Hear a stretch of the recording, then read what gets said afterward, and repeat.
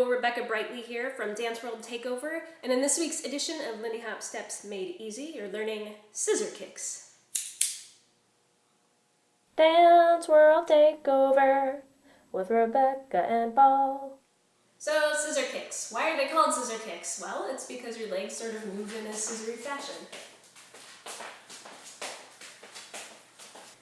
So as you may have noticed, there's a kick, and then some steps, and then a kick, and then some steps. And my legs cross in between each time. A little bit like scissors, right?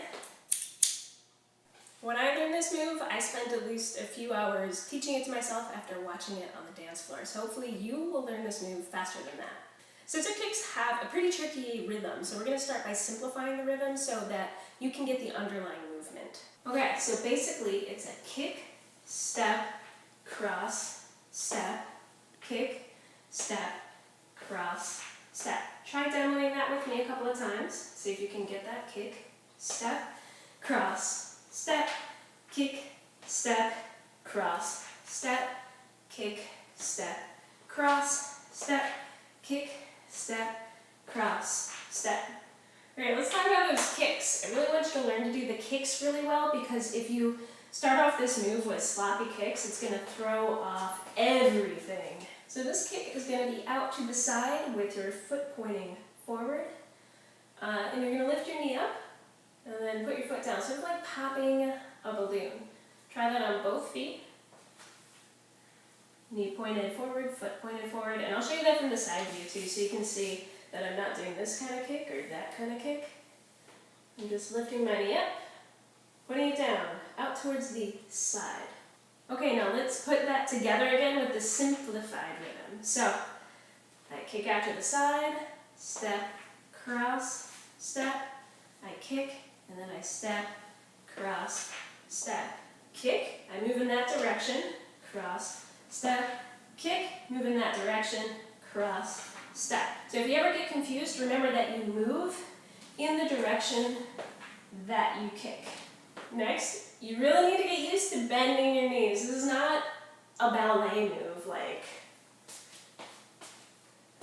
Now when you bend your knees, I don't want to see your kneecaps come way out over your toes.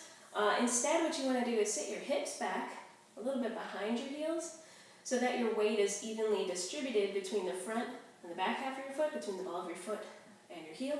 And that way you're engaging your glutes and your hamstrings instead of the quadriceps.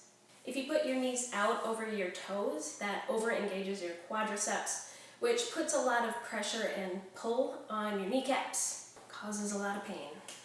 Ask me how I know. So again, with the simplified rhythm and bending your knees. Kick, step, cross, step, kick, step, cross, step, kick, step, cross, step, kick, step, cross, step. Okay, so next we want to add in the swing rhythm, which is different. Right now we've been doing it da da da da da da da da. And what we want to be doing is da da da da da da da da. So you hear the difference, right? Da da da da da da da. That sounds choppy and the timing is all even. We want to syncopate it in a swing type way, and that sounds like da da da da da da da da. Okay, let's do that agonizingly slowly with the swing rhythm and the scissor kicks. Ready? Kick and cross and kick and cross and kick and cross and da da da da. Practice that rhythm a lot. Do it slow, speed it up, do it slow. Make sure you're nailing it because swing rhythm is super duper important in Lindy Hop. And lastly, we need to add some pulse. Pulse is your vertical movement, your bounciness. So, even if you get the swing rhythm perfect for scissor kicks, it's still going to look pretty dull and boring and lifeless if you don't have any bounce to it. Okay, so here it is without pulse. Kick and cross, and kick and cross, and kick and here it is with pulse. Down, up, down, up, down, up, down, and pulse, and pulse, and pulse, and pulse, and pulse, and pulse, and pulse.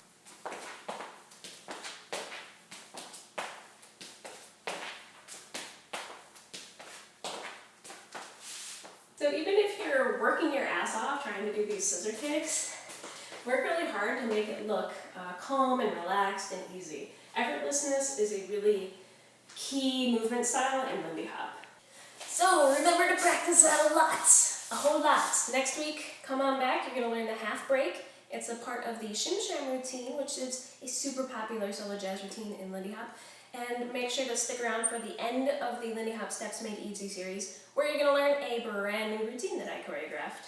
And in the meantime, if you want more fun, challenging, hard, difficult things to work on, you can subscribe to my monthly video challenges at lindymakers.com. Or you can get free weekly dance tips by signing up for my weekly email newsletter at rebeccabrightly.com/hellyes. See you next week. Zee-ga-da-ga-doo-boo-ah. Ba-be-da-ba-boo-da-ba-doo-ba-ba-doo-wow. Remember to practice lots and wave your arms around. Subscribe to my monthly video challenges at lindymakers.com. That one sucked. Cut.